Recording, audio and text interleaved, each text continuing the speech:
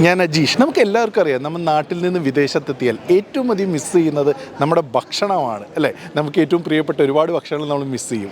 ഇന്ന് UK-യിൽ കായൽ എന്ന പേരിൽ ഒരു വലിയ റെസ്റ്റോറൻറ്റ് ശൃംഖല തന്നെ തുടങ്ങിയിട്ടുണ്ട് ഒരു മലയാളി ബിസിനസ് സംരംഭകൻ. അതെ, ഇന്ന് നമ്മൾ വന്നിട്ടുള്ളത് ലെസ്റ്ററിലാണ്. നമ്മുടെ തനി നാടൻ ഫുഡ്, നല്ല മലയാളി ഫുഡ് കൊടുത്തുകൊണ്ട് ഇംഗ്ലീഷുകാരുടെ ഉൾപ്പെടെ മനം കവർന്നിരിക്കുകയാണ് ഈ കായൽ എന്ന റെസ്റ്റോറൻറ്റ്.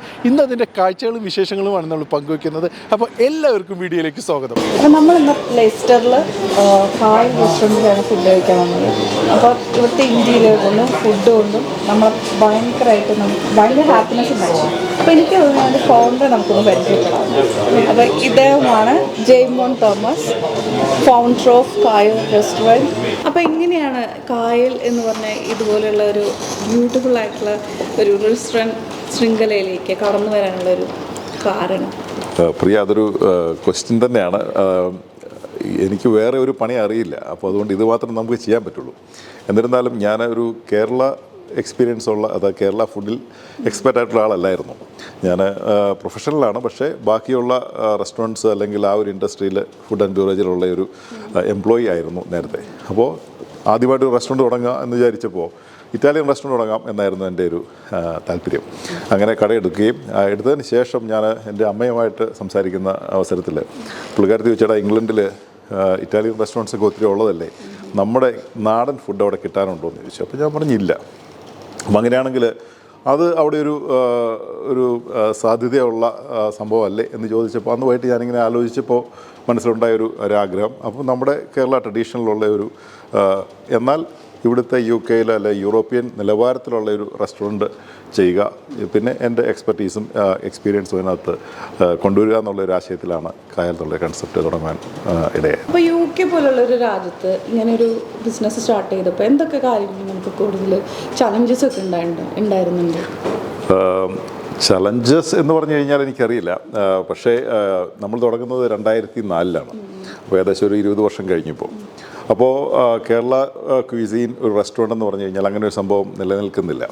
അപ്പോൾ നമ്മൾ തുടങ്ങുമ്പോൾ തീർച്ചയായിട്ടും എല്ലാവരും ചോദിച്ചു അത് ഒരു ഇന്ത്യൻ റെസ്റ്റോറൻ്റായിട്ട് ചെയ്തുകൂടെ. അപ്പോൾ നമ്മൾ പറഞ്ഞു ഇല്ല. എന്നെ സംബന്ധിച്ചിടത്തോളം അന്ന് ഇത് നമ്മുടെ ടൈറ്റിൽ തന്നെ the unusual cuisine way tradition mates quality എന്നായിരുന്നു. അപ്പോൾ അൺയൂഷ്വൽ ആയിട്ടുള്ളൊരു ക്വിസീനാണ്. അപ്പം ബ്രിട്ടീഷുകാരെ സംബന്ധിച്ചിടത്തോളം ഇതൊരു ഡിസ്കവറി ആയിരുന്നു. കായൽ എന്ന് പറയുന്നത് അവരെ സംബന്ധിച്ചിടത്തോളം ഒരു ഡിസ്കവറി. അപ്പോൾ അതിനകത്ത് തീർച്ചയായിട്ടും നമുക്കത് വിജയിക്കാൻ സാധിച്ചു. അതിനകത്ത് ചെയ്തപ്പോൾ ഉള്ളൊരു ത്രില്ലും, അതിനകത്ത് വലിയൊരു ചലഞ്ചസ് ഒന്നും ഉണ്ടായിട്ടില്ല. പക്ഷേ ആ ഒരു ധൈര്യമായിട്ട് ചെയ്യാൻ പറ്റി. അത് അക്സെപ്റ്റ് ചെയ്തു. ആൾക്കാർ അതിലേക്ക് ആകർഷിക്കപ്പെട്ടു. വന്നവരെല്ലാം വളരെ സന്തോഷത്തോടെ പോകുന്ന ഒരു പ്രതീതി ഉണ്ടായത് തന്നെ നമുക്കൊരു വളരെ സന്തോഷമുള്ള കാര്യമായിരുന്നു. അതിനകത്ത് വലിയ ചലഞ്ചസ് ഒന്നും വന്നിട്ടില്ല. കേരളത്തിൻ്റെ തനിമ അതേപോലെ നമുക്ക് അവർക്ക് ആ ടേസ്റ്റും അതൊക്കെയും അന്ന് തന്നെ ചെയ്യാൻ പറ്റുമോ? പിന്നെ തീർച്ചയായിട്ടും അന്ന് തന്നെ നമ്മൾ ആദ്യം ചേരുന്നത് നമ്മളുടെ TV-യിൽ നമ്മുടെ റെസ്റ്റോറൻറ്റ്സിൻ്റെ എല്ലാ ഭിത്തിയിലും നമ്മളുടെ വിഷ്വൽസ്, കേരള വിഷ്വൽസ് ചെയ്തിരുന്നു.